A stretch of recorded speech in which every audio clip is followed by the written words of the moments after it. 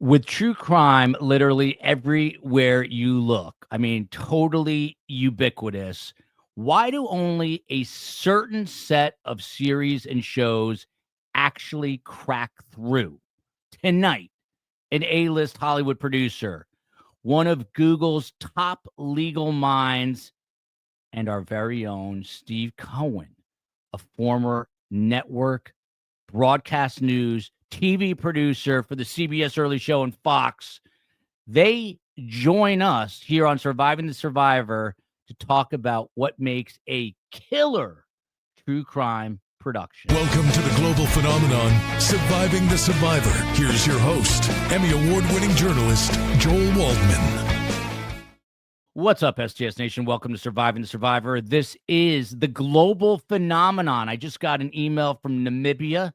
Got a viewer, at least one, in the kingdom of Lesotho. I'm not trying to brag. And the other day, I get a email, a message, a YouTube message, actually, from a woman in Subotica, Serbia, the same hometown as my mother. What are the chances? So we are no longer a show.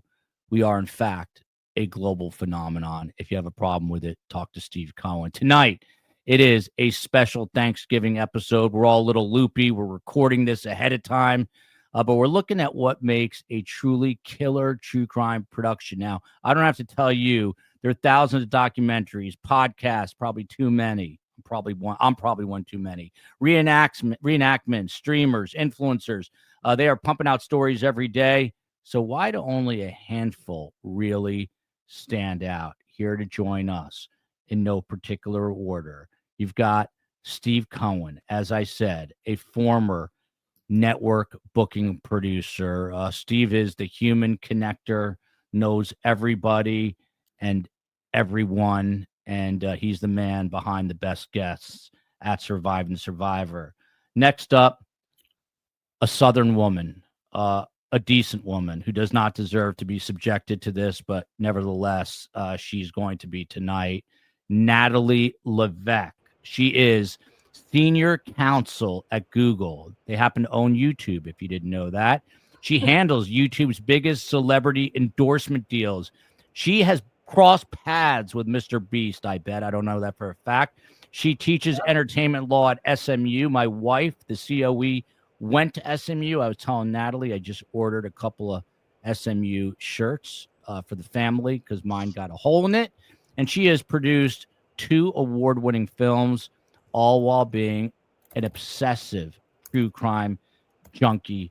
Natalie, is it true?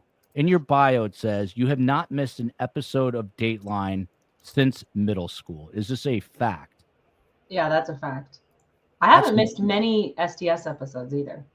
Let me just share, before I introduce the third and arguably the man with the longest resume here, not that we're comparing sizes. Before I introduce him, let me just tell you, I'll never forget this. I was at a Fox News party with none other than Brett Baer and a lot of other people. We got into a conversation, and somehow Forensic Files came up.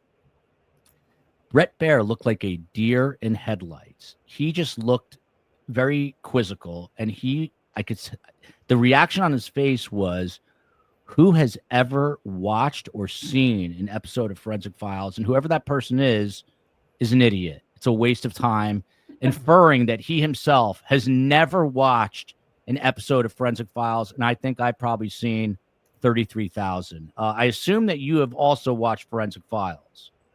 Of course. Do you like it? I watch everything, and I read every book. There you go. And speaking of books, we've got an author of a book right here. Eli Frankel, coming to us from downtown Los Angeles, a prolific Hollywood producer. He's the executive producer behind Helter Skelter. Charlie Manson. The official show was Helter Skelter, an American Myth. It is one of the most critically acclaimed deep dives into the Manson murders. He's got a new book out right here, Sisters in Death, The Black Dahlia, The Prairie Heiress, and Their Hunter. We did a video on this. You can go down, click on the video tab. But he was also worked on The Amazing Race, which I got to tell you, I've never seen a single episode of. Yeah, Dancing with Myself, never heard of it, but that starred Shakira. Executive producer, House of Villains. The list goes on. Revenge. Have you ever heard of someone named Kardashian, Khloe Kardashian? She's got a few more X followers than me. Well, Eli executive produced that show. The point is, the guy's a big A-list Hollywood producer. Natalie, let me start with you, actually. Why are you so obsessive about true crime? And as a fan of true crime, what do you look for? So some people love serial killers, like probably Eli, who wrote a book about them. For me, I love the stories about everyday people where they just sort of snap. You know, it's like the person next door to you, or like the Adelson case that we follow. Like, this is like a family where this should not have happened.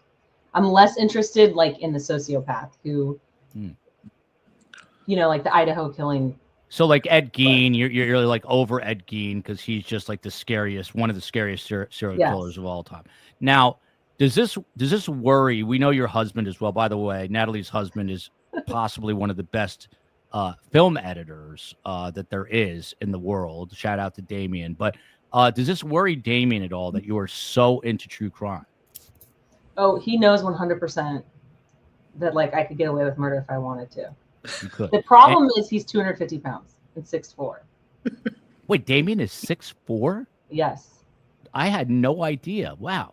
It's a real so man. I always laugh because there's been a number of like Dateline and other episodes where like a wife kills her husband and like literally can't move the body. So that would be me. That would be the problem. Though I should add, Damien is also an extraordinarily experienced horror movie director. And so, you know, those guys are pretty twisted, those horror directors. Yeah, he's got skills in all those areas, and I guess he probably has some secrets up his sleeve as well. But I can't get over the fact that he is 6'4". You can never tell. Did he play any sports growing up? Nope. Really? It's always like a tech nerd, I bet. But we still love Damien. Yeah. So Eli, to you, when you're taking on a project, and you know you're sort of the classic Hollywood producer, I see you wheeling and dealing on the phone. I mean, Helter Skelter, obviously one of your bigger series. But what do you look for, or what's the first question you ask yourself when you're taking on a project? Yeah, I mean, if you can hear a story in 30 seconds or less, and you're gripped already, it's probably an indication that there's something here to explore. Sometimes, you know, I'll come across a story or people will pitch me ideas for like a documentary series. By the way, the same thing goes for non-scripted TV. I think pretty much anything in TV these days, but definitely in documentary, you have to be able to distill what is so extraordinary about this particular story, because you're not dealing with something made up. You're dealing with, you know, one of thousands and thousands of murder cases or espionage cases, or, you know, whatever it might be, you know, or con cases. There's thousands of stories out there, and we come across them all the time. And if you think about it, like when you're looking online and you come across a story, you might read it for 2 or 3 minutes, but you usually move on. What's the story that you just have to deep dive in? What do you rabbit hole? And if you're willing to rabbit hole into it, it's probably a good chance that there's a documentary series in it. That's fascinating. So is it really, I mean, is one of the keys just having an excellent quote unquote elevator pitch where I can go to Eli and I can say in 2 sentences, boom, boom, boom, this is a story. And if you're captivated, now you're interested? Well, I think it's an indication that there's something here to explore. But the thing with documentary, especially true crime, is that the devil is in the details, sometimes literally. You have to be able to really weave a narrative over 3 or 4 hours and likely have a lot more left over to have a story that's kind of worthy of gripping people's attention. So, you know, you have to really have a command of what the case is, what happens, and that requires a tremendous amount of research and work, as opposed to like, if you come up with an idea for a TV show, whether it's scripted or non-scripted, there's some producers and directors and writers who they'll spend, you know, a huge amount of time developing it. But in a lot of cases, you can have sort of an early grasp of what the material is, but you may not really know where the series is going to go or who all the characters are. Whereas with documentary, you have to have absolute command of every aspect of the story. And then you have to be able to communicate how you're going to tell this story in documentary form, because it's not straightforward. If you watch true crime documentaries, and they become so good at this, like things have really advanced since like the 90s or even the 2000s. Stories are really layered, and sometimes they're non-linear. Things break up, you go back in time, you go forward. You have to be able to also convey a way of telling the story that is unique in its own right. By the way, Eli, you've got a phenomenal voice. I don't know if it's from, smoking cigarettes for 500 years, but have you ever done any voice work since you're out in LA? Why no, Joel, but thank you. I appreciate that. I actually hate hearing my own voice, so I need to hear that more often. Yeah, well, you should be doing some voice work. I think Natalie could probably help you. Yeah, that'd be great. Thank you, Natalie. Natalie, is there any way to triple our subscribership since you do work at YouTube, or no? I wish. No secret way to hit a button. By the way, I think I can share this, but I heard from Natalie long before this, and I was blown away because she's high up at the Google, and she likes Surviving the Survivor. Natalie, you have and Steve, I'm coming to you, I promise, but it just occurred to me, you have a twin sister. You guys actually got each other STS mugs, which was so unbelievably. Yeah, it was incredibly flattering to me. I love that. But is she also as big a true crime junkie as you? Probably more so. I'm sure she's watching right now. Her name's Stephanie. And well, we're not live, but she's watching something. She'll watch when this is live. Yeah. And is she married? Yep. And did Damien and her husband ever just like talk about how weird it is that they're married to twins who are so obsessive about true crime? Yeah, they had to sit us down and tell us no phone calls where we try to trick them because our voices are identical. You cannot tell us apart. Yeah, and by the way, you're all, like just your demeanor. Like you said, it's like it's I don't know how to say this nicely. Like you could be super sweet, but you could also potentially be a serial killer because you're very like even keeled. Whereas Eli, Steve, and I are, I don't know, a little more dramatic. But Steve Cohen, your days at the CBS early show. I have a twin sister. Yeah, that's awesome. Joel knows that. Joel's kids are asking for pictures of us. It's Lisa. I always confuse because I have two sisters, but you also have a sister named Joan. So I always want to say it's Joan Cohn because that just fits. That fits. And I'm gonna get back to it, but I remember one time when the movie Bulworth came out, I was in radio and I saw Warren Beatty there, and then I called him and he gave me his assistant's name, and I just said her name was Jane Payne, and I said I know what it's like to have rhyming names. My sister's name is Joan Cohn. He should do the show, and she's like, okay, you got me, and it's pretty cool, Warren Beatty, but it just anyway. Well, Steve, that leads directly into my question. Besides rhyming names, look at Natalie, she's buffering. Oh, she's back. She's back. Steve Cohen, back in the day when you were at CBS, you'd probably have to sift, my guess, through a lot of press releases, right? Yeah. And that's basically what bookers have to do. They've got to kind of weed out the noise and get to what's important, especially when you're in a high pressure cooker environment like the CBS early show, even though that show hasn't been good for, I don't know, last 30 years. But no offense to you, Steve. But as has traditional media, which has jumped the shark. But I digress. Steve, what are you looking for from that perspective as sort of a PR guy what is going to capture your attention in a press release? No, that's a very good question. I mean,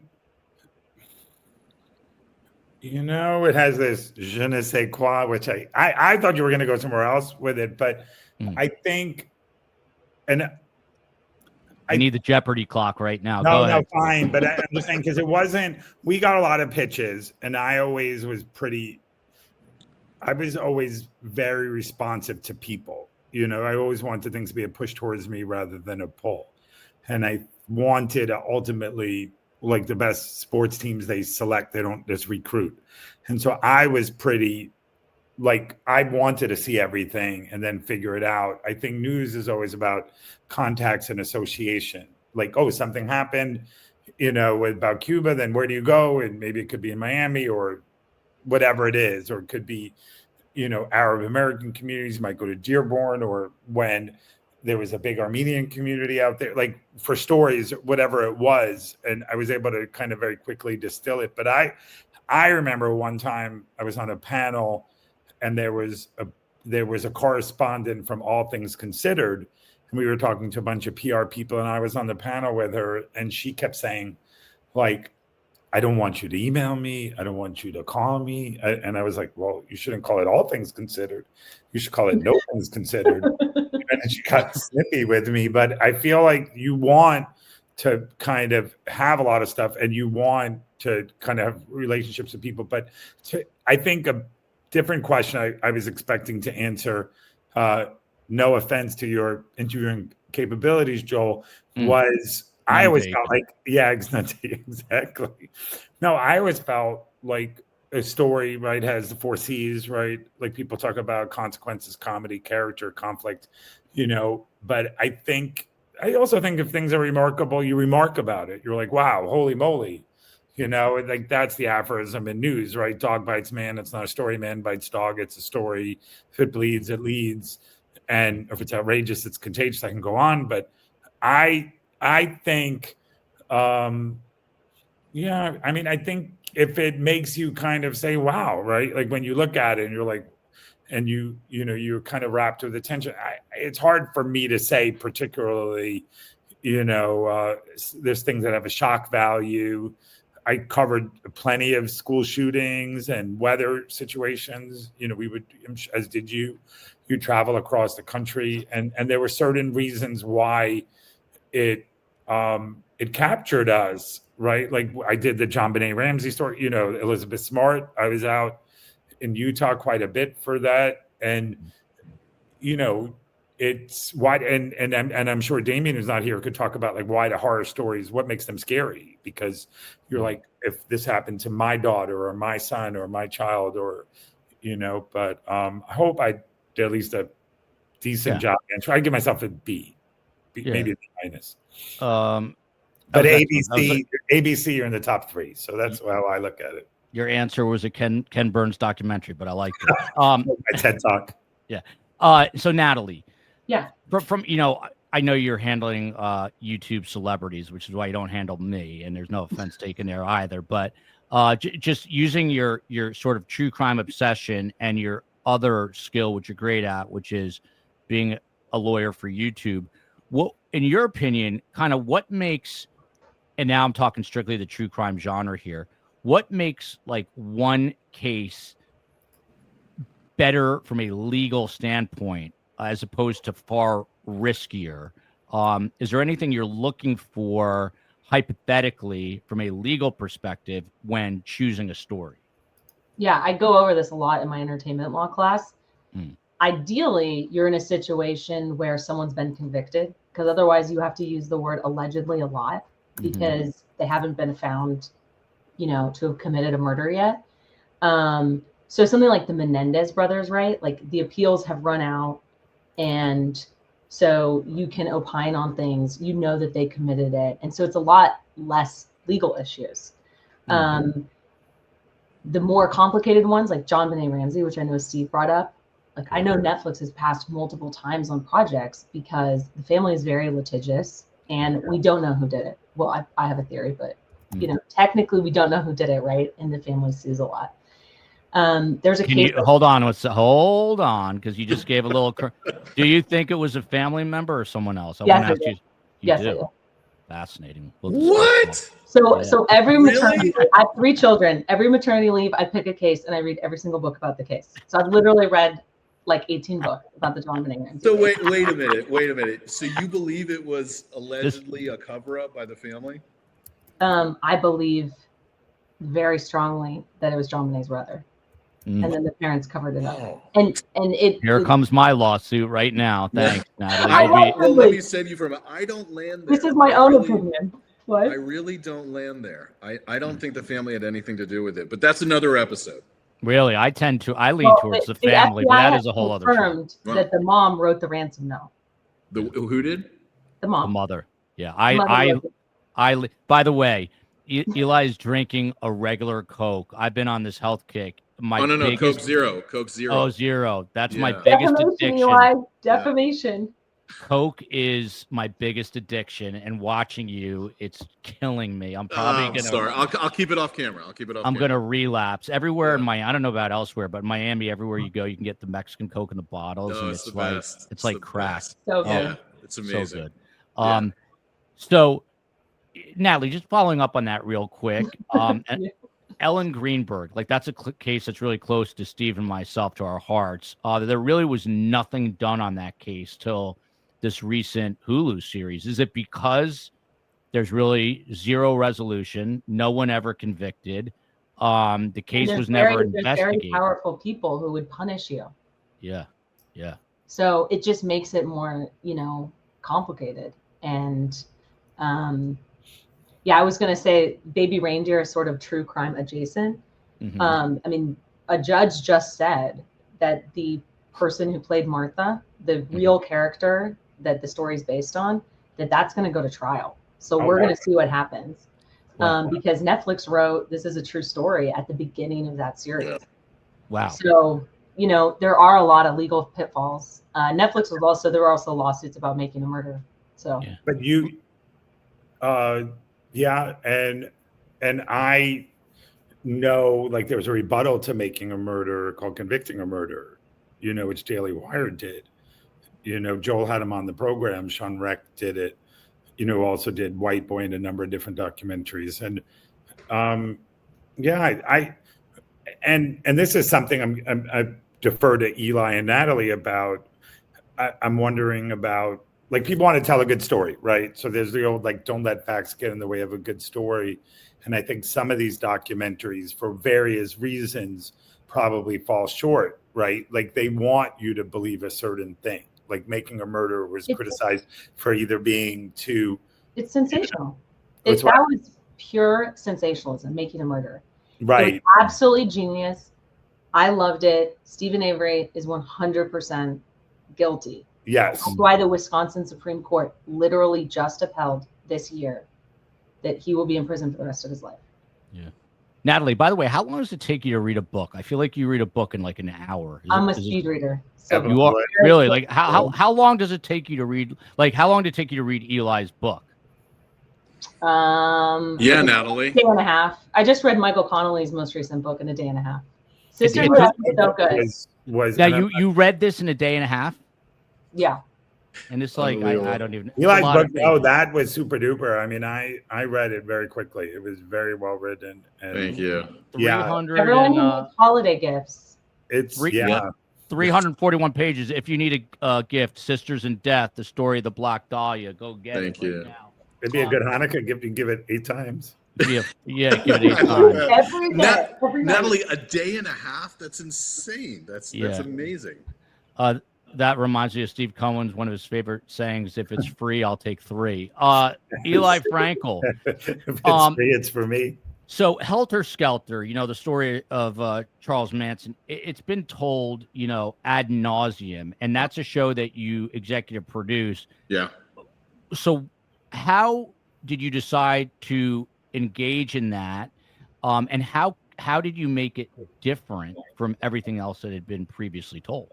Yeah, well, I have like my five big stories, my cases that I'm obsessed with, and one of them is obviously Black Dahlia, and another one is the Manson family. I'm a Manson fanatic. I've read everything. I continue to. I try to ease up a little bit, but the poison's in the wound, so I'm always looking up new Manson stuff. The thing about Manson was that there was sort of this impression that, like, everything had been done about it, and there were a million documentaries and TV shows. But if you really looked at all the hundreds of programs that had ever been devoted to the subject, they all were kind of repeating the same story. And they were all repeating the very kind of same distortions throughout, and sort of the myths that weren't really true, and the rumors that had kind of grown and become fact over the years.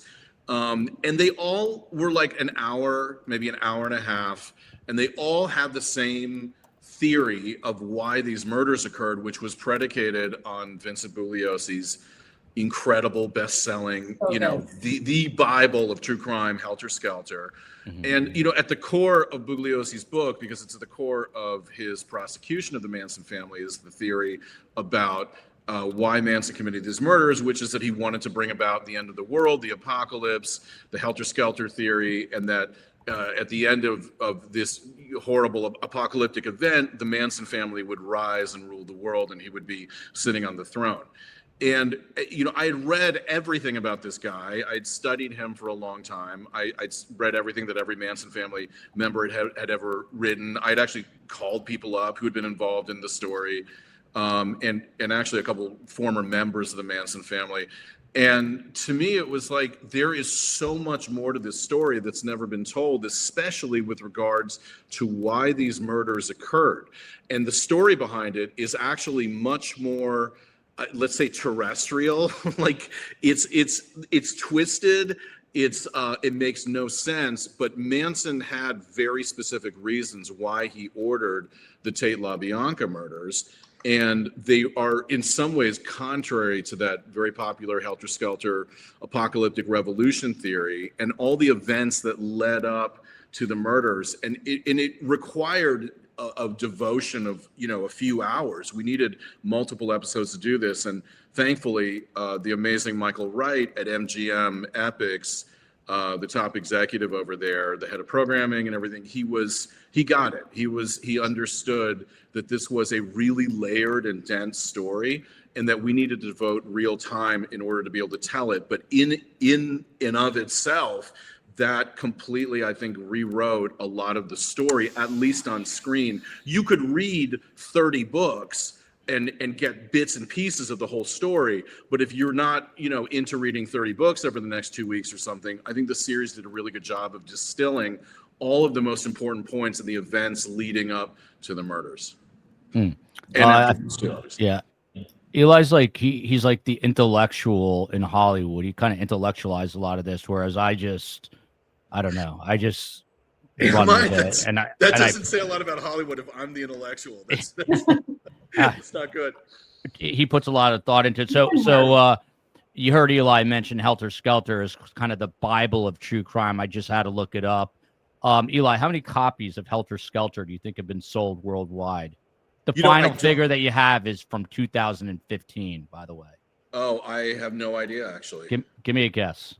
Worldwide, 10 million? Natalie, would you care to go higher or lower? It's like Price is Right. Higher. I love Bugliosa. He has written so many good books. 20 million. Yeah. Steve Cohen? He's looking it up right now. Don't look it up. I'm not. No, I'm not. Cheating. I did want to cheat. I didn't want to cheat, but I'm not. I would say, obviously, you're leading the witnesses. I'll go with 15 million. It's between 7 and 10 million, but I think it's much higher. 2015. Wait, are they counting audiobooks and ebooks as well, or just paper? I think it's everything at about. I bet you it's double that, to be honest. Yeah. I have nothing else to say about that. Go ahead, Steve. Steve, I was going to ask you real quick. So you mentioned it. I asked you about the press releases, but you, for a long time, you were booking authors, and those oftentimes those authors, the subjects of their stories often become true crime shows, docs. So what separates the authors when you're looking at those press releases? And feel free to chime in with whatever you're going to chime in. Yeah. Oh yeah. No, I mean, I imagine, you guys also have this issue. I don't know, it's like somebody's getting on a show because they have a big Instagram following or social media following, and that's part of it too. Somebody's really popular or it's a bestseller. And, obviously the key when you do these shows is you want to bring somebody could bring fans with them or bring viewers, So those people who could tell a good story, the Mitch Albums of the world, or, these James Patterson or Grisham, they're able to do. Brad Meltzer's a terrific writer. Like they're able to tell a story in a certain way that's suspenseful. And not only do they have to write well, they have to be able to speak well when they're on the show, you know. So if it's and really make you interested in it. You know, people talk about how a leader promotes infectious enthusiasm, but if you're speaking about it, you should want to encourage people to learn more about it. And I've seen some authors, when they speak about they just come up like, buy the book, or and it occurred to me, like, either they didn't write it themselves because they didn't know it that fluently, you know, so they didn't want to really delve into it. But I feel like the best authors, even despite if you tell them so much stuff, they still want to read it. You know, there's no scarcity there. But I think, I think there's a lot of factors, because also when you're at a TV show, it's, you know, you had the anchors there, or in morning TV, it had a bigger female audience, you know. So I remember when I started there in 2001, you know, Brian Gumbel was one of the anchors, and there was Jane Clayson, but then we had 4 anchors, and, you know, so I sometimes might do stuff that appealed to Brian. He liked golf, or he liked sports, and, you know, sometimes they were cautious about it being, you know, open enough for a wide audience. You know, it usually, like, the first hour they felt like could be harder news from 7 to 8, and then 8 to 9 maybe. And this is sexist, but this was the thinking, like, oh, the men were out to work, even though it's probably more women working. And then you saw the lighter fare the second hour. But I guess what I wanted to ask both of you, like, so what, I don't know, like, when you're reading all these books in the John Benet Ramsey case, what appeals to you? I'll start with you and then ask you about the Manson case. Obviously, I love it. Cohen has hijacked the show. No, I haven't. I'm going to give it back to you. I'm going to give it back. But and the Black Dahlia, I think I'm helping. Yeah. I think teamwork makes the dream work. But I think that no, but I'm legitimately curious about what, when you keep going back to the John Benet Ramsey thing, when you've done the 17th reading, what didn't you see in the first 16? You know? Oh, no. I read like 17 books, Yeesh. Not multiple books. Okay. But right. I eventually read enough that I was like, this is the theory where all the puzzle pieces fit together. Yeah, I think Steve was asking, Steve, correct me if I'm wrong, like, you read 1, 2, 3, 4, 5, and you know a lot. But Steve, I guess, is that right, Steve? Like, why are you going 17 deep on one story? Is that correct? Yeah, I'm a little bit like that too. So, but yeah, I guess I didn't think it really made sense until one of the agents who came in much later sort of wrote this book that came out. I remember, and yeah, I mean, what's that book, Natalie? What's the do you know the title of that book? I can't remember. It has a crown on it. I can Google when we're not talking. But he basically, like, figured out, like, for example, everyone always thought that she'd been tased. Mm-hmm. And so he was the one that figured out that it lined up with the electric train track that John Benet's brother had, which would suggest he's, like, poking her to try to wake her up because he hit her in the head. It wasn't a taser. So they knew that, like, they always said, oh, the 2 prongs, someone tased her, but it never lined up with any taser that was made at that time. Wow, I never heard that till right now. So that's but what train track is going to leave any kind of mark or have enough electricity the train track that the son loved and was in the basement of the house. Really? It has that much electricity going through it that it would actually leave a mark? I think maybe he was poking her with it, right? So, yeah. So, like, the theory is they're having a late night snack and he hit her with a mag light and did not realize how much he hurt his sister, if that makes sense. But with a mag light, if you do that to a 6-year-old. So then he's trying to figure out how to wake her up. So he gets a train track. This is not me making it up in case I sound like a conspiracy theorist. This is an agent who investigated the case. And this is the theory he put together. And then, knowing all of this, it sort of makes sense why parents would cover something up, cover up a murder, write a ransom note, and do all of these things, because you would do it to save your son. Yeah. It's a shame. And if that's true, it's wild because she took it to her grave. But we digress a little bit. So, Eli, there's a singular word that is sort of like the hot button word in Hollywood right now, not only with true crime, but especially with true crime, but everything, I think. And that word is access. So what does that mean?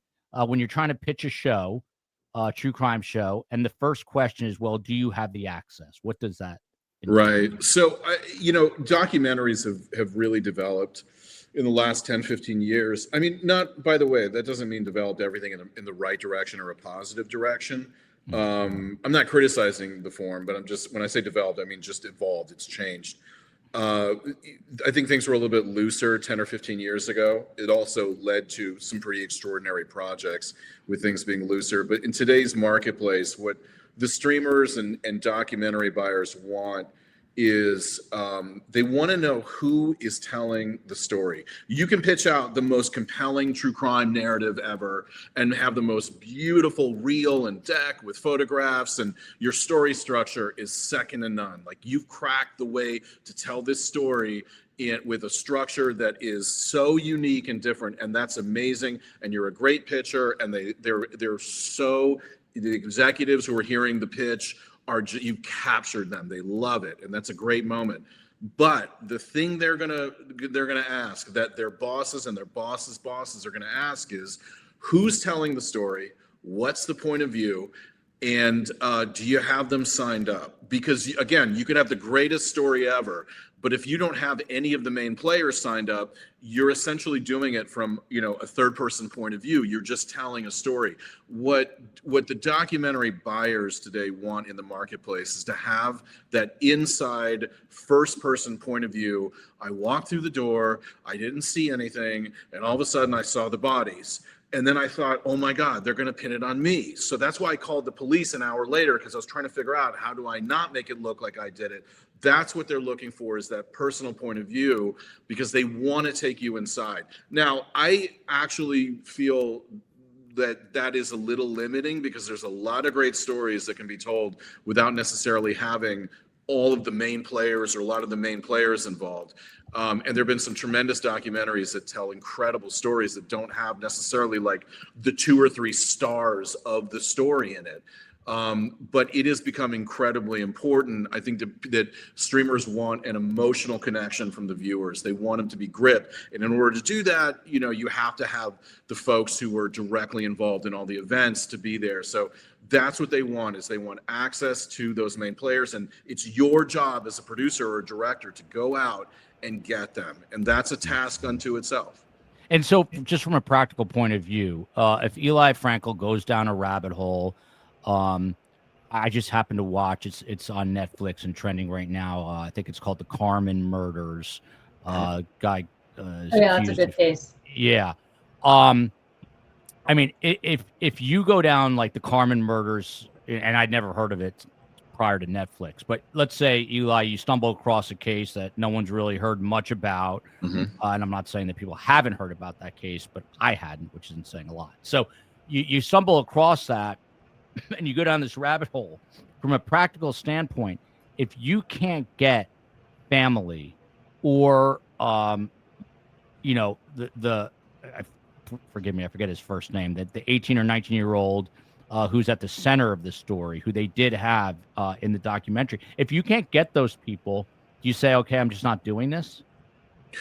Well, not necessarily. It's just you need to find the people that are going to tell the story, and then understand and restructure the story based on their point of view. So, I mean, and as an example, like Night Stalker, which is an incredible documentary series on Netflix, directed by the great Tiller Russell.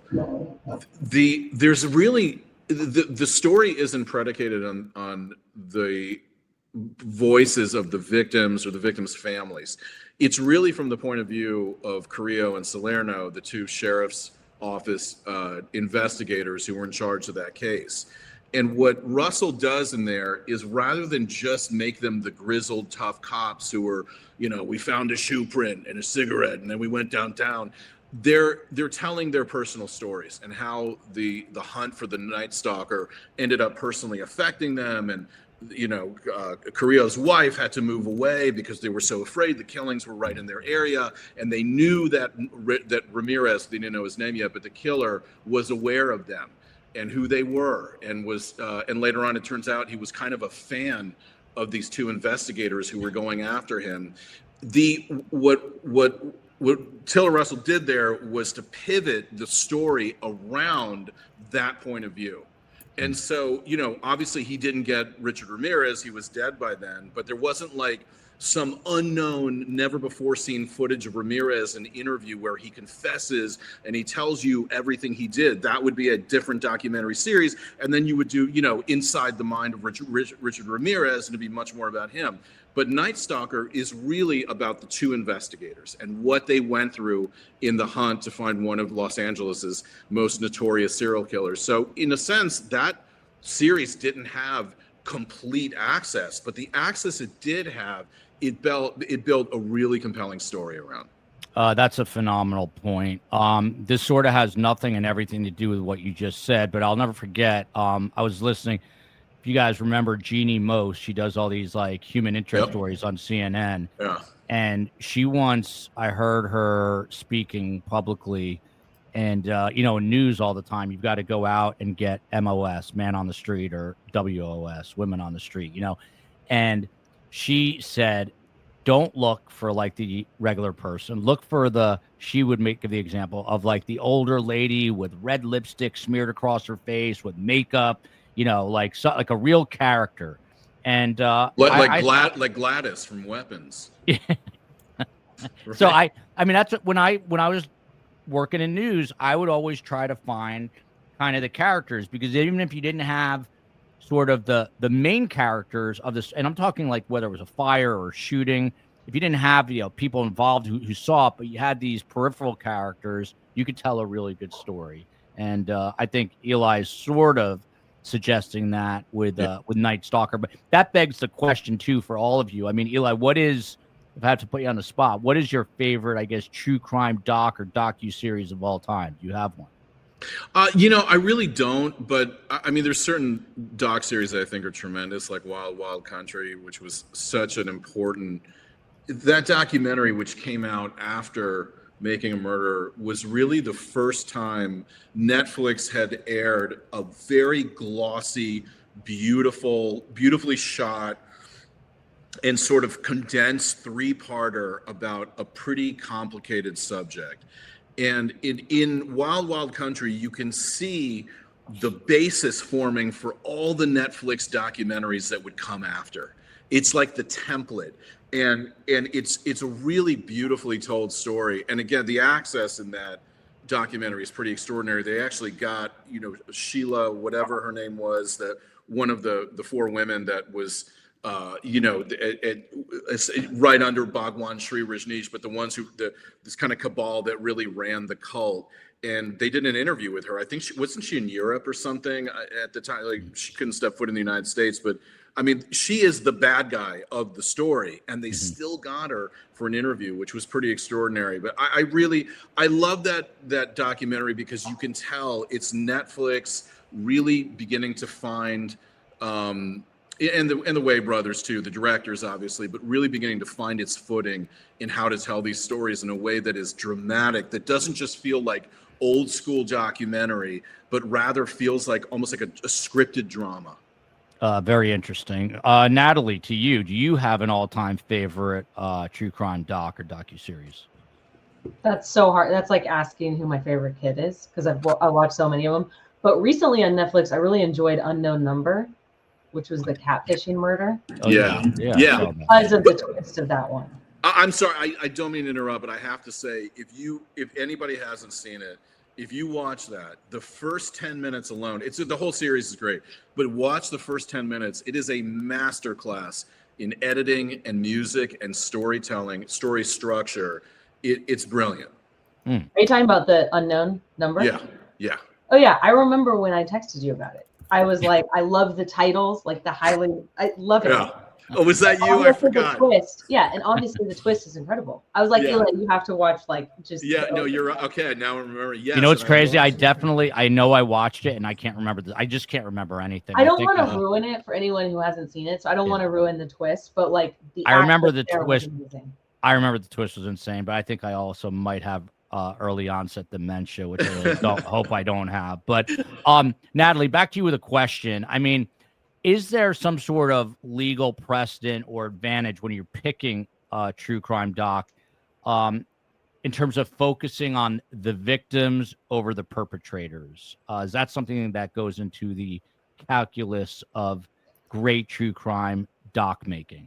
Yeah, I think it should be. So like The Staircase on Netflix, for example, they had all of this access of Michael Peterson, who was the husband who arguably pushed multiple women down a staircase.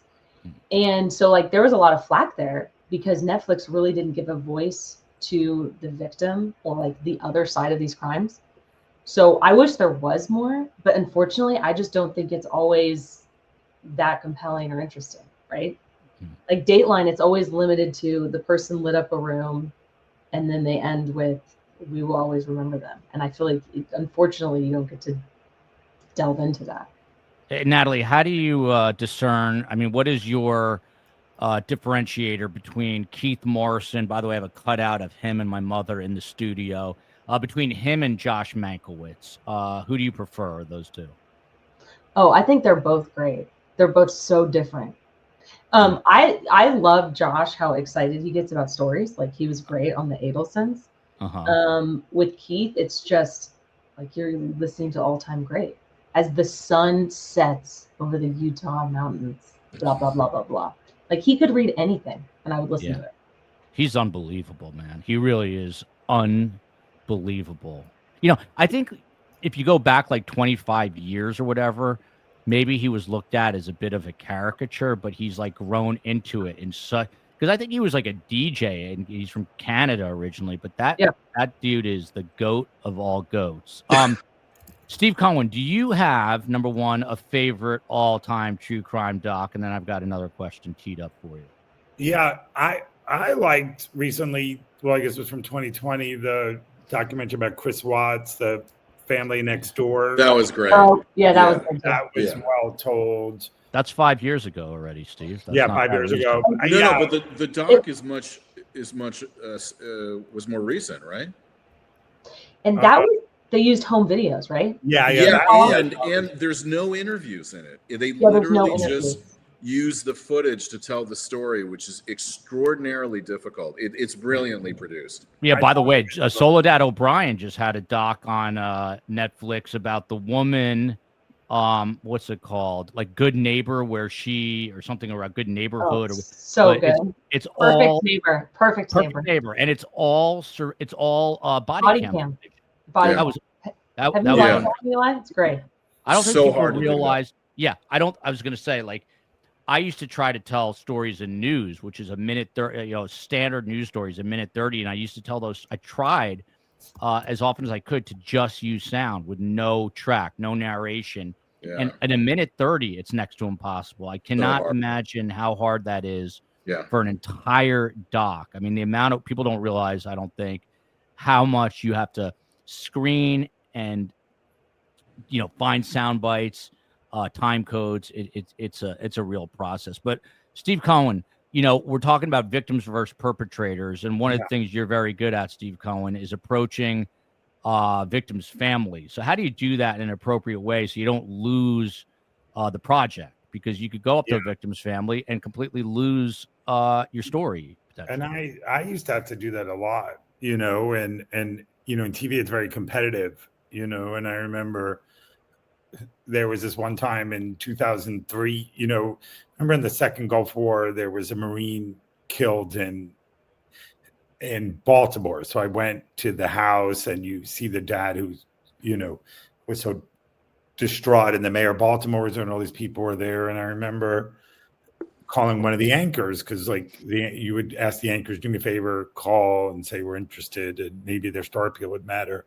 And in this particular case, Harry was like, Steve, the guy just lost his son. I'm not calling him, or whatever. Like certain things trump the get in that case. But I feel like I always try to, you treat people the way you want to be treated. We covered a lot of those kind of stories, and I try and be honest with myself.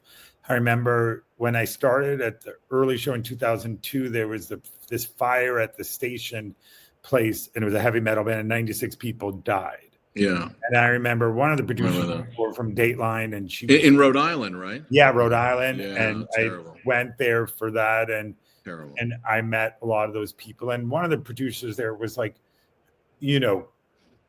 like hugging these people, and like she's Mother Teresa. And I don't know.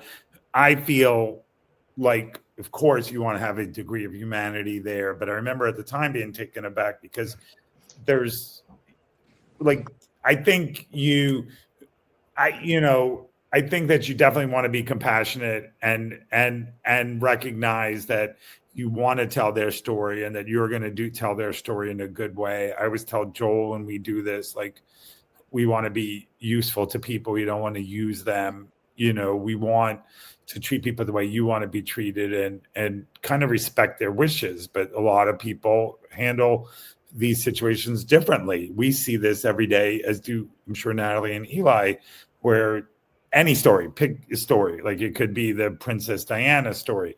In the beginning, the brother was very garrulous about it and seemed to enjoy it. Or when I remember I flew up to do the story in '99 when JFK Jr.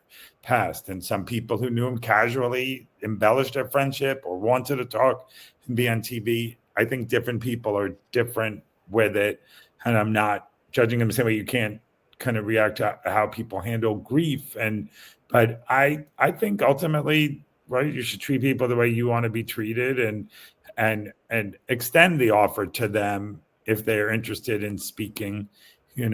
We do it a lot, and we want to, I always like to say, if you don't ask, the answer is always no, but you ask and try and put yourself in their situation. And in a lot of cases, these people keep the story alive, and the Markells, for example, have been beholden to us. There was a time where like the trail went cold, or like, and the trial got delayed, and the state attorney Jack Campbell said, look, there's 120 other murders here, so there is a degree of attention, and I'm mindful of that too. You see people talk about the Black and missing, or why do certain stories get out there. It could be attractive people. There are reasons why and we should be very careful in our platform, which is growing, about why do we do this, right? You want to afflict the comfortable, comfort the afflicted. You want to do certain things. But I think I try the best I can to, have a degree of responsibility towards it. We have a responsibility, to do it. It's a privilege and a responsibility to do what we do. And I think you have to just handle it with a degree of sensitivity, obviously, Well said, Steve Cohen. That's why you booked the best guest in true crime. Thank Eli you. Frankel, you alluded to this in your last answer, and I'm just wondering how important now, access is the key word, but how important is it to have like a real sort of cinematic feel? Like, how important is it when you're watching a documentary now to have it stand out from a cinematography standpoint? Wait, can I ask a question? What if it's on Oxygen? Okay, continue. I love Oxygen. I think love Oxygen. Oh my God, I eat up that programming. Yeah, I mean, look, I think that it's certainly for Netflix or an HBO Max or an Amazon, it's really important to them. I think there's a certain sheen to documentaries that kind of fit within their brand. Though I really am not a proponent of having to hew to that very glossy, beautiful look. It's appropriate at times, but I think sometimes it's overused. I think there's a lot of subject matter that doesn't need it. And in fact, I think that sometimes certain subjects actually benefit from having a more natural or sometimes even grittier look. And if there's one thing I would criticize about documentaries today, at least the commercial documentaries, not like, the more artsy, smaller ones there's still some fantastic work being done in that arena. But in general, is that a lot of the documentaries look the same. You have, the aerial shot of a swamp at midnight, and it's the drone footage, and then the music, and then you hear somebody's voice. I had no idea that my son would end up in the bottom of a swamp, and it just and then it slowly the pieces come together. Like, we've all seen those documentaries and just feel like we've seen it a million times, and I just sometimes I wish, isn't there a different way to shoot, or why not just go gritty? I mean, like, one of my favorite docs, I don't even know if you call it a doc, but I love it, is Action Park, which was on Loved it. Right? I think everybody I talk to about documentaries is like, oh, Action Park was. I almost died at Action Park. I went in the. Did you really? I was in that wave pool, and when those waves went away, you're like 6 feet below the ladder, and I'm a very average swimmer at best. And I remember, like, the wave would pass. I'm trying to grab the stair, and okay, so we need to talk about that, because I've met 2 other people that used to go to Action Park, and I'm like, it's like meeting somebody who was a D-Day for me. I'm like, oh my God, we gotta now. Action Park was the craziest, most unsafe, and every kid in New Jersey would drive up there the minute they got their license. Everyone's like just doing things. Why? You could die there. Why did people go?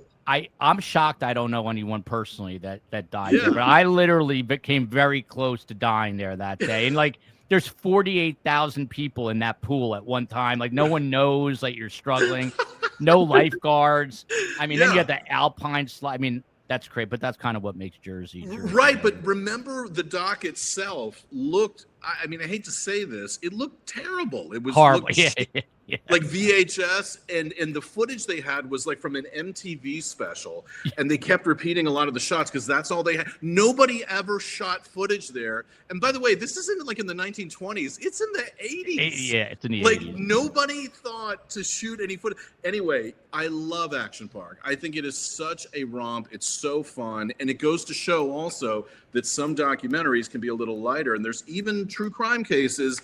Like, for instance, McMillions was such a brilliant documentary series because it had fun with itself. It didn't take itself too seriously, and it tried to change things up. The colors it used in the title sequence, like, it's just, and these documentaries show us that there's a way of doing things differently that can be just as effective. And it'd be nice sometimes, to your question about cinematography. Yeah, I guess it's important with a lot of cases, but what happens if we start, every documentary starts looking and feeling and is edited like all the other documentaries?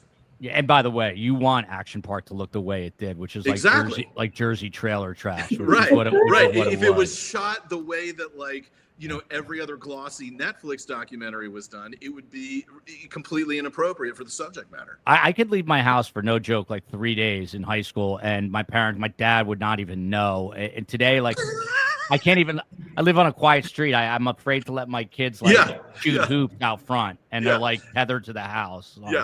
Our kids are screwed. I'm screwed. Action Park would have been shut down on its opening day. Oh my God. That would never have existed. So Natalie, a few more things I just want to get to.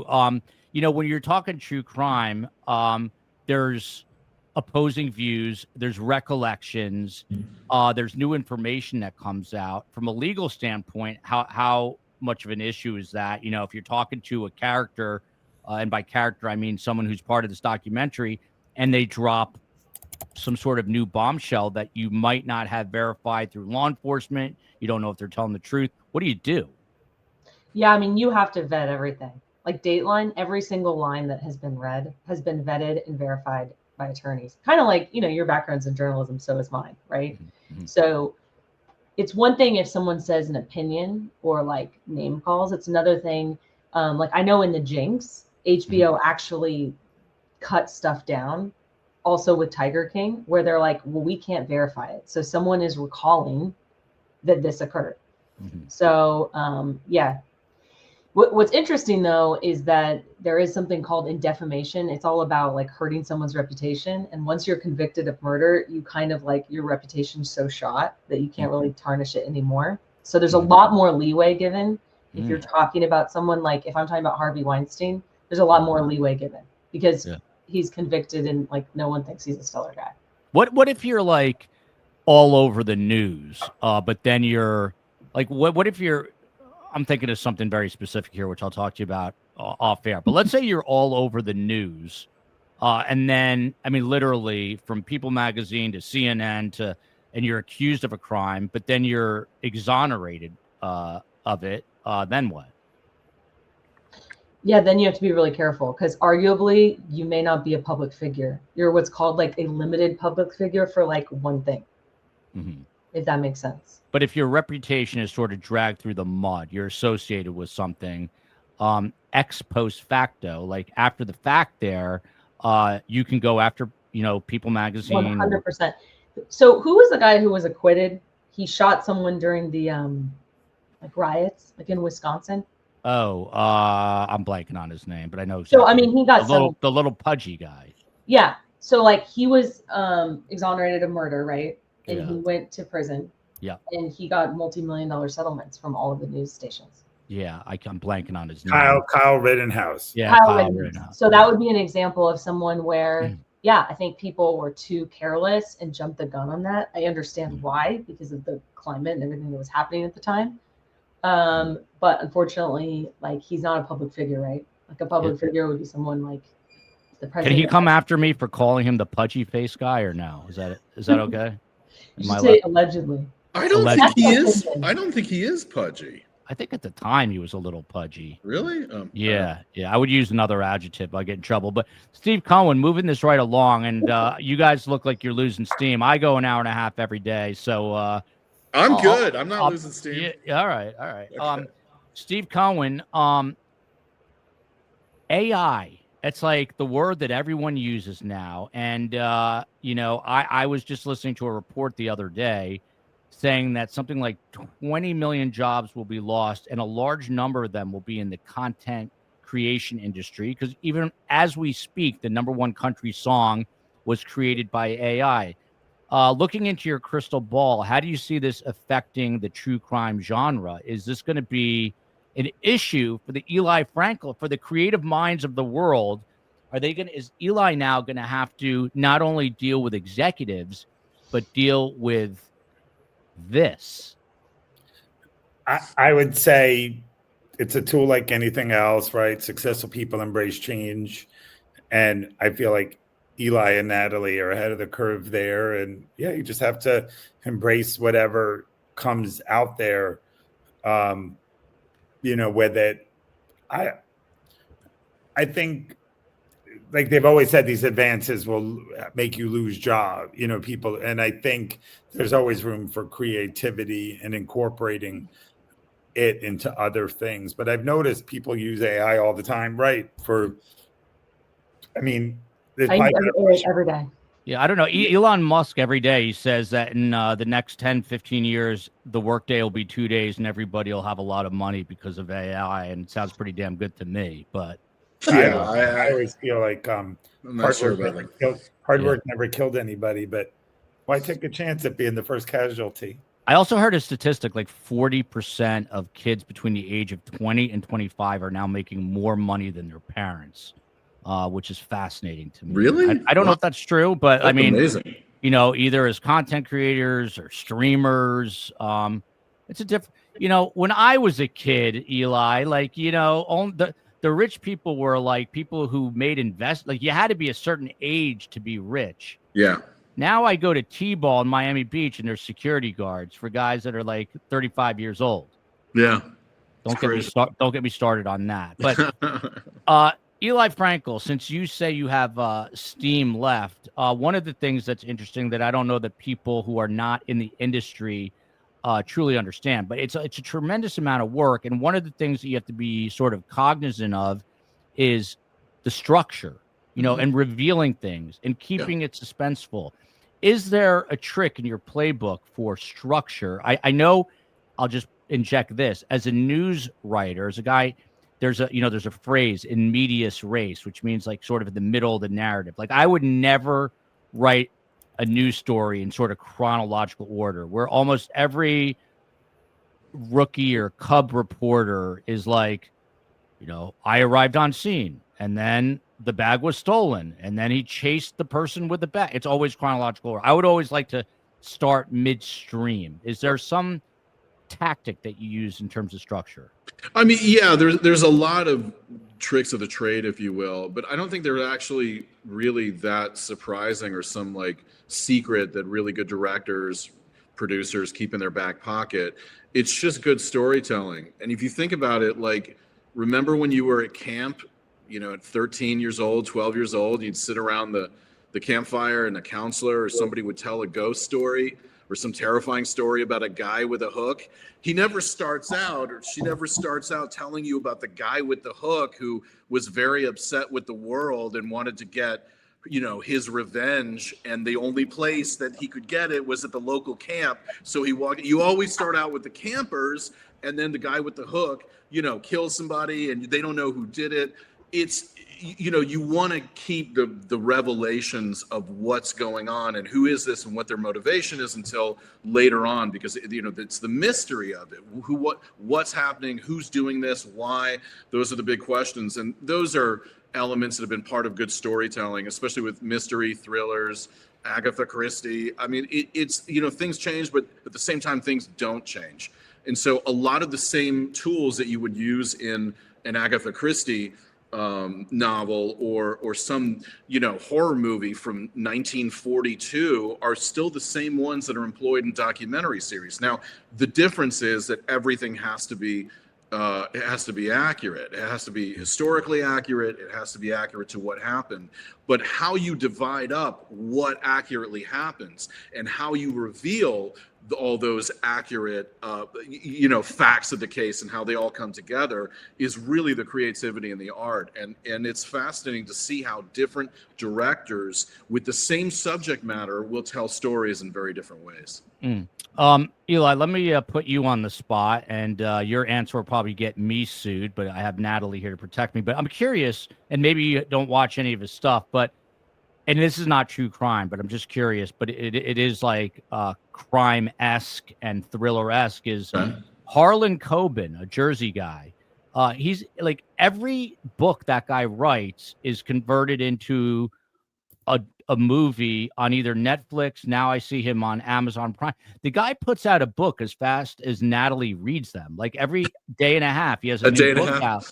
Yeah, wow. I mean, I don't know if you watch any of his stuff. I'm just curious what you think, because I feel there's a big part of me that like a book should take some time. Like it needs some love, and it's almost like this is on like a production belt. Yeah, I mean, look, I hear what you're saying. I think that there's some content, not just in books, obviously in TV and film and stuff as well, that some things there's a model for it early on. Okay, this worked, people really liked it. And there's a way to replicate that quickly, cheaply, whatever, and let's get it out because people want to consume it. And there's some types of content where that's fine. That's great. I mean, look, there's been a million Marvel movies, right? And some of them good, great, some of them better than others. But regardless, they have a formula there that they work within. And for the most part, the American public, worldwide public, really loves that formula. Some things are a little bit more formulaic. You can go to a fancy dinner that costs you a couple $100 by a fabulous chef, or you can go to McDonald's and actually get a damn good meal as well for $15. It's different days. You feel like different things. I mean, Steve, go ahead, Natalie. Snapped has 37 seasons. Yeah. Right. And I've seen most of the episodes, and they're formulaic, and you know what you're gonna get. And I enjoy it every time I watch it. Yeah. Right. Eli Frankel, let me make you jealous here for a minute because I get a sick thrill. That's not hard to do, by the way. Yeah. Harlan Coben has written either 35 or 36 novels. The number is under dispute. How many copies of his books do you think have sold worldwide? 25 million? Natalie? I have no idea. Steve Cohen? This 30, makes me so bitter and angry. 30 million? Yeah, 35, I'll say. I'll say 90 million copies. What? Oh 90 million copies. That's Let's incredible. just say he's making $5 a book. You do the math. Yeah. Look, I mean, God bless him. He's found something, a way to pump out these works that people just devour, and that's really admirable. It's very hard to do that. Yeah, very hard. And he's now very wealthy. He's going to need security at T-Ball for sure. Steve Cohen, something people don't know about you. Number one, you have ADHD like me. Number two, you're neurotic like me. Number three, you are a devourer of pop culture. not just true crime, but every time I see you've got your phone in your nose. When we were at the Adelson trial, you got yelled at once or twice for having your nose in your phone. My question is, how do you filter the noise? And I know you consume more than just true crime, but there's so much out there. Is it just a matter of what you like that you're looking for, or how do you know what to look for? That's a good question. And I think news these days, right, has become, people are looking for affirmation rather than information, right? And, and the algorithms intensify it. And I think what Natalie and Eli were talking about, how sometimes you want McDonald's, sometimes you want, like, there are times that late at night, I might want more comfort stuff. I might listen to sports stuff or news stuff, but I think I'm still attracted to like a story, and it could be in any area, and I think, I remember years ago, people talked about like news is when somebody's trying to hide something. Everything else is just kind of advertising. And so and then I'll go down the rabbit hole once I see that, like that gambling story intrigued me. I think all of this kind of harkens back to like you being emotionally involved. Like it's like, you're like, I can't believe these people would do this. I can't believe the cops didn't know. You're emotionally riled up. And by the way, I can't believe that Karm has not FaceTimed me during the course of the show. She doesn't know that we're recording, but I guarantee it happens. But go ahead, yeah, exactly. Love Karm. Yeah, didn't mean to cut you off right there. No. But and I think so. I'll see different stories, and it could be sports, them firing a coach. It could be in Eli's native North Carolina, where you're like, what's this getting into Bill Belichick, and why is he with a 24-year-old person? Or maybe you feel schadenfreude about, him losing when he won those 6 Super Bowl titles. Hey, I think people looking for authenticity, and I think there were those NBA players who made upwards of $100 million through their career, and you're like, why would they jeopardize what they made to like, shave a few points, or like, just kind of finagle with or hang out with mobsters, and so those are the stories I kind of get interested in. I think, I think now I found the Epstein stuff very interesting. Again, that's an example of somebody's trying to hide something, right? Like that's news. Like you want it to get out. Trump seemingly doesn't want it to be out there, and a lot of people don't want it to be out there, and that's what I think, kind of increases people's appetite for it. But I try, I read the Wall Street Journal, New York Times. I do listen to Fox or MSNBC, CNN if I'm in the car, or you have Sirius Radio. I do try and hear different perspectives. Yeah, and I think that's important. And look, you never really know who somebody is. Bill Maher, yeah. Yeah, we have an interview coming out with Dick Harpootlian, who was the lead criminal defense attorney for Alec Murdaugh. I just spoke to him, and I don't know. He was a very interesting guy, and I have had a lot of preconceived notions about him ahead of it. And so when you get to actually talk to people, it can change that, and it can also change, I think, the course potentially of a documentary. Natalie, when you're, wheeling and dealing on a true crime show or a YouTube deal, who generally are the toughest people to deal with legally? Are they the police agencies in the case of a true crime doc? Is it the estates that you're talking to, the rights holders of the footage, the other attorneys? Like, who's a real pain in the what? That totally depends. Generally, anyone with a momager in the way of celebrities is the worst. I would be like if Karm was like your representative. Yeah. That's such a good answer. I mean, it's so true. It's true though. When it's someone's mom, you're like, oh God, can you please get an attorney and call me back? Yes. Please. I would say what's an example of how they were really difficult? Like why is that? So a lot of times, someone like an influencer will only want people who are close to them, like their best friend from high school representing them. So it's not someone who is actually in the industry and like has a reputation. So like I deal with the same kinds of attorneys all day. And so they know they're going to have to come back to me So even if it's like a difficult negotiation, you know, like there's a rapport. But if it's someone's mom, like I'm never going to talk to them again. And then they don't understand necessarily what's a reasonable ask. So it just makes things more difficult. Yeah.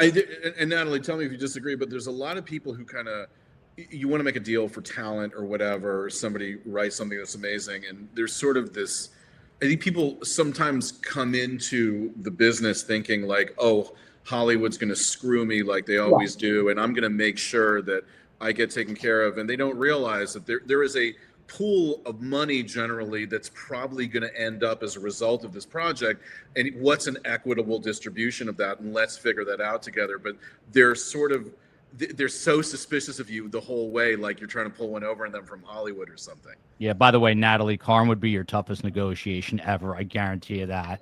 I love that. Let's do a mock negotiation. I'll tell you right now, she would give you a tough time. While I have you here, Natalie, like, you know, you teach at SMU, the alma mater of none other than the COE. I guess when you're teaching young students, what is the one point that you try to really like bring home to them? That's so hard. In this space, we talk a lot about like disclaimers. Like at the beginning, you know, people are innocent until proven guilty. Like I said, you know, Netflix gets in a lot of trouble with like, this is a true story. Like even just based on a true story would be better. So we talk about that. And then, you know, also you can make changes so that something is not so obvious if you're sensationalizing something, so that it's not a direct like defamation claim. And Eli, you know, one of the things, and I promise we'll wrap up in just a couple of minutes, but one of the things, you know, where I'll get some emails, not some, I get a substantial amount. People are like, you know, I can't believe that you're discussing this. You're gonna affect the you know, the outcome of the trial if there's a upcoming trial. What kind of responsibility do you take if there is a pending trial and you're working on a case? And I don't even know if you would work on a story with a trial pending, but we do. Like in the case of, you know, the Adelsons, as for example, the murder of Dan Markel, you know, it's been going on for 11 plus years. There are other, like Ellen Greenberg, that's been going on for 14 years. So sometimes people just jump in midstream. I guess it's a two-part question. How do you feel about that? And is there going to be a growing impact in the court of public opinion from documentaries kind of blurring the line between that and the actual courtroom as opposed to the public world? Yeah, I mean, I will say that streamers and documentary buyers tend to not want stories that haven't been adjudicated yet. They want to know where the story is going. And I think there's also a risk that you put the documentary out and then a week before the documentary streams, the case is thrown out or it goes to trial and your whole story is outdated because there's been all these updates, right? So most documentaries are finished months before they actually air, and there's a real risk in that. But there are some cases where things are ongoing. I honestly, and I don't know if this may not be the answer you're looking for, I actually don't think that documentaries are going to have any kind of impact on like the outcome of a trial. I think that the biggest impact that documentaries will have is slowly over time, I think, changing people's perceptions of the outcome of a trial or a case. Like, that guy should never have been sent to prison. Somebody should do something. You know, the courts need to take another look at it. I think it's more of a slow burn over time in terms of awareness of what the facts were about the case. And by the way, that was the whole thing with like Making a Murder. One of the things that was so explosive about it was it took a look at a case that had been adjudicated. And, you know, I think viewers for the most part felt that Stephen Avery had been railroaded and people got riled up. This is outrageous. Now, the facts of the case may contradict that assumption at the end of the day. But, you know, it was very effective in poking holes in it. And I think, and it's same thing with like Serial and Syed, you know, the thing that made Serial work was that it made you question what the justice system concluded. And so it can change perceptions, but I don't think it's necessarily going to be in the immediate. I think it's a long-term burn. Yeah. So I was going to disagree with you, Eli, because Adnan Syed was released on time served, basically because of Serial. Yeah, that's a good point. I actually forgot about that. Yeah. Yeah, no, that's he a was good point. 100% I stand corrected. The convicted. yogurt shop murders, didn't they recently, come to find out a conclusion based on that? I just saw the headline. That wasn't something. Yeah. By the way, I'm very shallow because with the yogurt shop murders, I actually tried to watch it. I don't know. It was, they were using archival footage from like whatever year that was. And it was just, I don't know. Stylistically, that was very hard for me to kind of sit through. I don't know why. Right. And then, they recently figured out who the guy was that committed those horrific murders. And those murders I'd actually been studying for quite a long time. I was actually shocked by what the truth ended up being. But yeah, Natalie, I think that's a really good point you bring up about Serial, but it's one of the few cases in which that's happened. I think in general, I don't know that documentaries are necessarily going to have an immediate impact on ongoing on ongoing court cases or litigation or whatever, if in the corporate realm or whatever. But I think its bigger impact is going to be the perception of the public over time. Interesting. I might have you draft an email that I can send to. I'll have Natalie draft it. Go ahead, Natalie. I have heard that prosecutors say there's what's called the CSI effect as a result of shows like Forensic Files, where people serve on a jury and say, well, where's the DNA? Where's the evidence? Where's my, why haven't the CSI techs done the shoe prints? Yeah. And in fact, a lot of cases are just circumstantial cases that are very strong and enough to convict, but people expect more directly because of true crime. And now everyone is essentially a detective with all these cyber sleuths. Steve Cohen, what is with the true crime genre, besides me pitching my book, and here we go, here's a QR code right there, Surviving the Survivor. You haven't read it, it's the holidays, pick it up. Besides that, what's your biggest pet peeve about the true crime genre? Do you have one? Yeah, I think, I don't, I kind of like, some of it was the old, like, George Carlin line where he was like, how come everybody drives faster than you is a lunatic? Everybody drives slower than you is cripple, which is an impolitic word. I probably wouldn't use it, but that whole idea with it, but just got me canceled. I feel like I probably, maybe this is a cop out. I kind of feel like certain things are not for me, and that's okay. Like they have an audience and that's fine. I remember years ago, like Dennis Miller was asked a similar question and he was like, oh, TV should just be this or that. And he's like, no, there's something for everybody there. It's a democracy and it's out there. I guess I don't like sorry. It's all good, Steve. Sorry. But I think in the true crime world, I should ask you that. Like, I think I don't like when people are not telling the truth over there and they have kind of conspiracies or they pressure other people or they shun people or they're, mean-spirited and they're punching down. And I don't like these certain aspects where people are really trying to get you to think like the way they do and aren't open to other ideas with it, and we feel the way we do about certain things. And, that's certainly something. And you've seen that in certain stories where it does become like a cult and a group thing type thing. And that probably happened in the Stephen Avery case or other people. Like you want to believe it. You see what you seek. Like, and it's a comforting. That's kind of what I spoke to earlier about how news is more about affirmation than information. You want to believe certain things and you not only are not open to it, but you try and obstruct other people from seeing the truth. And you're so afraid of it, them having an alternative view. And I don't think that's that great. Or if there's bullying or doxing, and that does happen in the true crime area. And we're just nasty comments to people online, and it's just not for me, Yeah, well put, Steve-O. One final question for Eli, then we'll get final thoughts.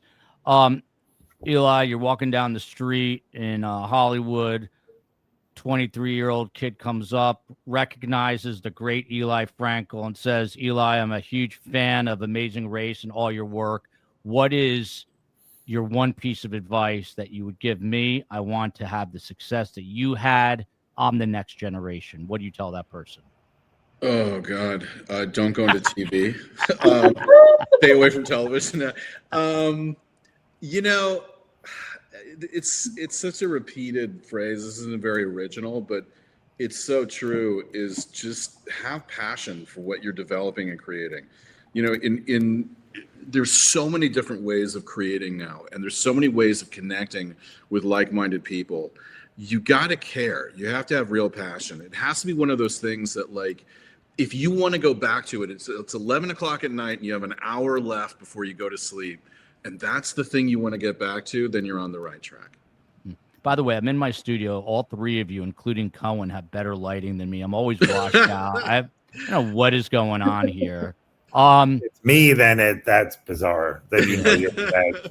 Well, listen, I found this to be, I don't know if I'm the only one. I thought this was a fascinating conversation. I do have to say, I'll take credit for the idea. It was my idea, but I didn't think it would turn out as good as this. The great Steve Cohen, he is the chairman, CEO, and founder of Next Horizon Media. He is also the brains behind Surviving the Survivor.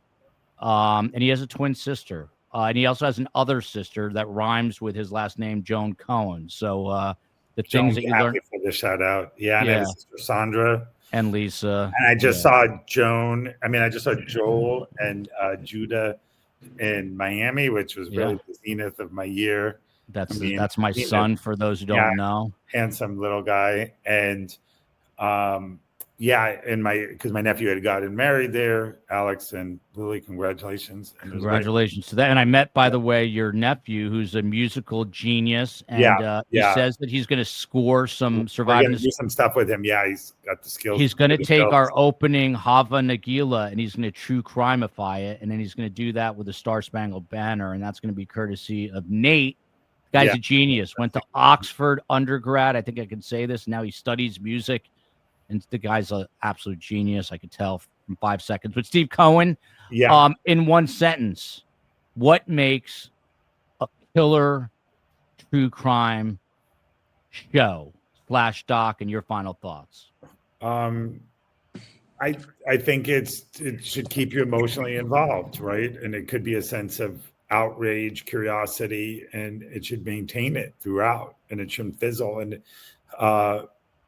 and just kind of be suspenseful and keep you emotionally involved. Those would be the 2 words.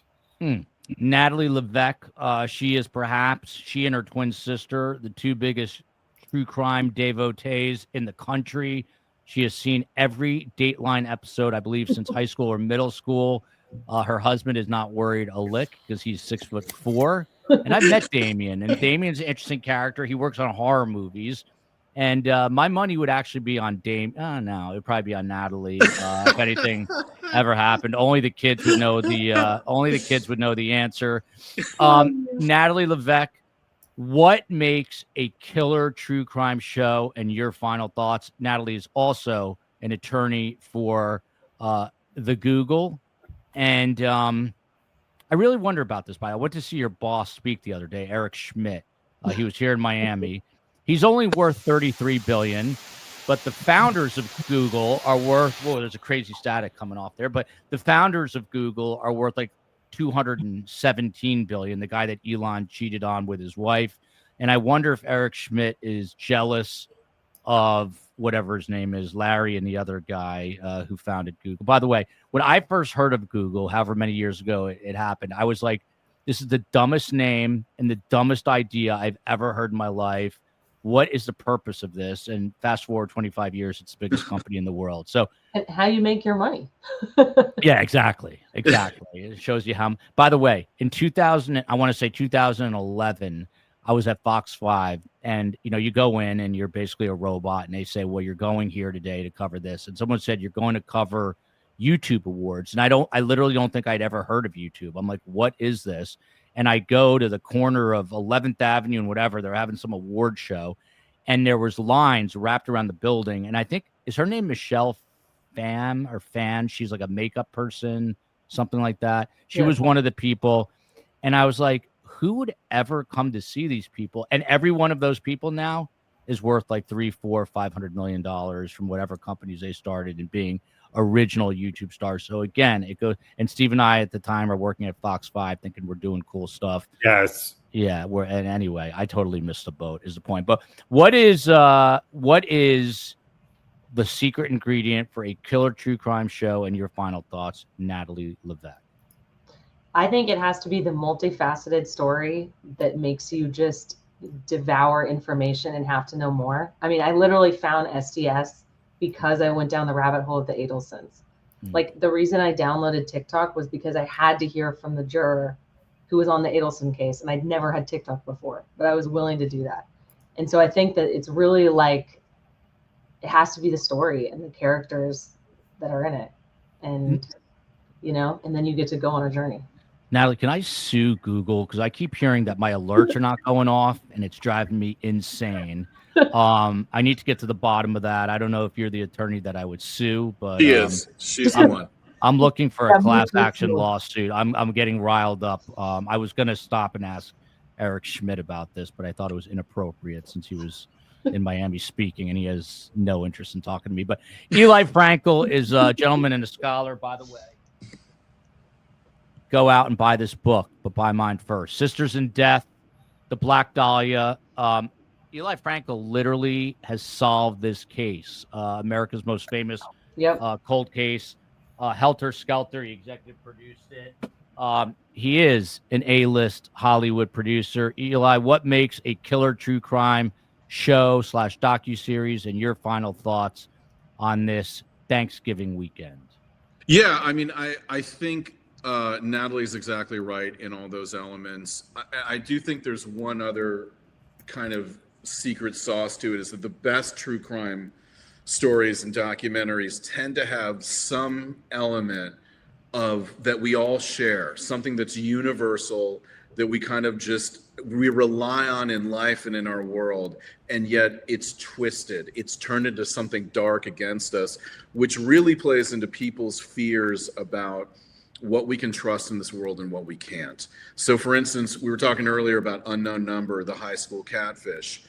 The revelation of who was sending these horrific texts to this high school. Oh, I remember the twist. Go ahead. Yeah, it's a huge twist. Am I allowed to say what it is? I don't think it's that big a. Let's not, because all it's right. just, So I don't anyway, want to spoil it. Suffice it to say that it is a twist on the most important relationships in our life and what we come to rely on. And I think that's the thing, these sort of universal truths all of a sudden become twisted and turn against us and become dark. And I think that plays into some fundamental sort of human insecurities about what we can rely on and what we can't. So if you look at every big true crime story and documentary, I think they all have kind of shades of that. Really, really articulately said, even though I don't think articulately is a word. I'll have to look it up. But yeah, but that was very well said. Thanks. Again, Eli Frankel, A-list Hollywood producer, the attorney to the Google and YouTube, you see the biggest stars on YouTube, Levesque knows them and handles them. And Steve Cohen, what can I say who one of your best friends is, Steve Cohen, or is that a breach of trust?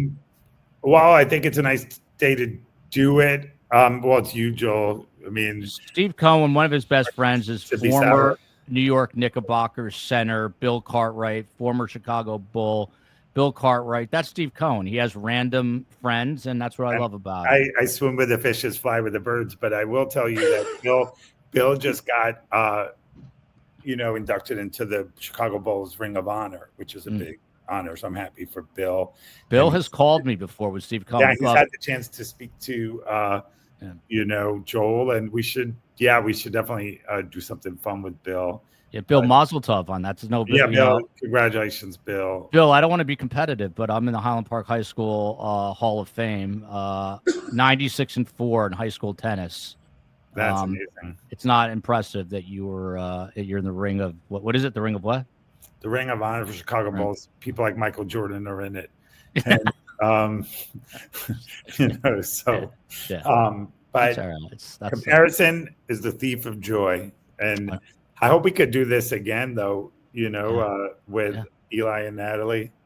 And I think we should talk about the John Benet Ramsey case with them. And hey, let's do it. Let's make this a regular thing. We might have a battle royale here. I mean, Natalie knows a lot more than I do. Let's pick subjects. Natalie gets the final word. Natalie. The book was James Kohler's book, Foreign Faction, by the way.